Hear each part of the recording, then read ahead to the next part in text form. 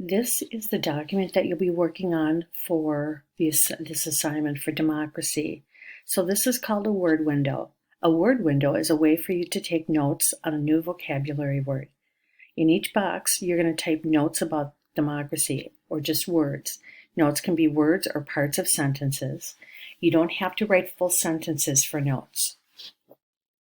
So for this first box, you're going to write the definition. So you would write, what is democracy? You'd write a definition of it. What is it?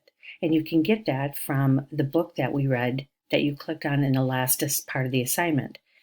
And then in the next box over here, you're going to type what a democracy is not. So what isn't it? And it tells you in the story what it is not.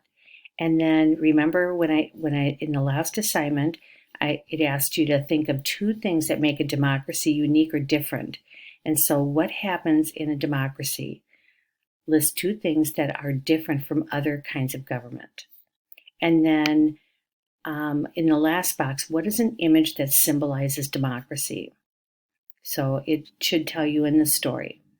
And then down on the bottom, it says in your own words. And so down here, you're going to type in your own words, list 3 sentences or type 3 sentences describing democracy.